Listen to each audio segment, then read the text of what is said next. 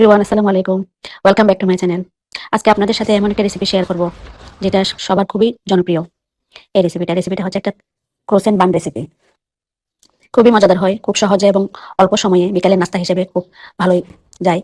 এই জন্য আমি নিয়ে নিয়েছি এখন চামচের মতো ইস্ট, 1 চা চামচের মতো চিনি এবং হালকা কুসুম গরম পানি দিয়ে এগুলো একটু গুলে ইস্টটা আমি 15 মিনিটের জন্য আমি রেখে দিয়ে দিয়েছি। এদিকে আমি একটা মিক্সিং বলে 1 কাপের মতো ময়দা, চিনি এবং তেল দিয়ে ভালো করে মিক্স করে ময়দাটা গোলানো ইস্টটা দিয়ে আমি একটা সফট ডো তৈরি করে নিচ্ছি। ডোটা হইতে হবে খুবই সফট, শক্ত হইলে হবে না, একদম সফট করে ডোটা তৈরি করে রেখে দিচ্ছি। হয়ে গেল আমার ডোটা। এটা আমি 20 মিনিটের জন্য রেস্টে রেখে দেবো।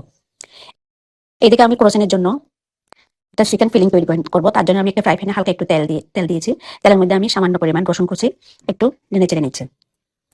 এক পাশ করে আমি একটু করে বাটার দিয়ে দিয়েছি 1 চা চামচের মতো, তার মধ্যে দিয়ে দিয়েছি 2 চা চামচের মতো ময়দাগুলোকে আমি বাটারের সাথে ভালো করে একটু একদম হালকা লো আছে আমি নেড়ে ছেড়ে নিচ্ছি। এভাবে আমি নেড়ে ছেড়ে নিয়ে নিয়েছি। তার মধ্যে আমি দিয়ে দিলাম 1/2 কাপের মতো পেঁয়াজ কুচি এবং সাথে দিয়ে দিয়েছি চিকেন। এই যে চিকেন জোড়া মাংসগুলো, এই চিকেনটা আমি আগে থেকে সিদ্ধ করে এভাবে আমি জোড়া করে রেখেছি। ক্রোসেনের মধ্যে এভাবে চিকেনটা দিলে খুবই সুন্দর লাগে এবং মজাদার হয়। সাথে দিয়ে দিয়েছিলাম কিছু কাঁচামরিচ কুচি, দিয়ে দিয়েছি 2 চা চামচের মতো সয়া সস, একটু লবণ, হালকা একটু লবণ, যেহেতু সসের মধ্যে লবণ আছে তাই একটু লবণ বেশি দিব না, আমি স্বাদ মতো দিয়েছি। সবগুলোকে আমি একটু ভালো করে নেড়ে ছেড়ে নিয়েছি। সাথে দিয়ে দিলাম 1 চা চামচের মতো কালো গোলমরিচ এবং চিলি ফ্লেক্স, ধনিয়া পাতা। সবগুলোকে ভালো করে নেড়ে ছেড়ে আমি 5-7 মিনিটের জন্য রান্না করে নিয়েছি। এদিকে আমি আবার ফিরে আসলাম। ডোটা দেখেন খুব ফ্লাফি হয়ে গেছে। এই একটা ডো দিয়ে আমি এখন 8টা ক্রোসেন্ট তৈরি করে নিব।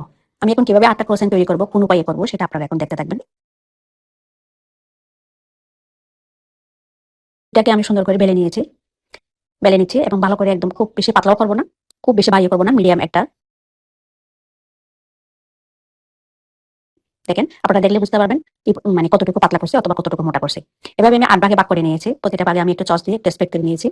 সাথে দিয়ে দিলাম আমার এই যে চিকেন ফিলিংটা রেডি করে এক ক্রোসেনের ভাগ দিয়ে আমি এভাবে একটা ভাঁজ দিয়ে নিচ্ছি।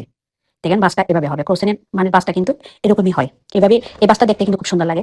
আমি প্রতিটা ক্রোসেন আমি ওভেন ডিশের মধ্যে রেখে প্রায় আধা ঘন্টার মতো আমি রেস্টে রেখে দিয়েছি।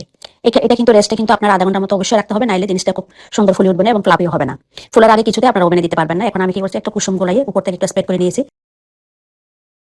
2 ডিগ্রি সেন্টিগ্রেড তাপমাত্রায় 20 মিনিটের মতো আমি এটা ওভেন বেক করে নিয়েছি। দেখেন এভাবে আমার চিকেন বানটা হয়ে গেছে।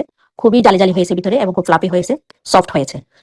আমার এই রেসিপিটা ভালো লাগলে আমার চ্যানেলটা সাবস্ক্রাইব করে লাইক কমেন্ট করে পাশে থাকবেন।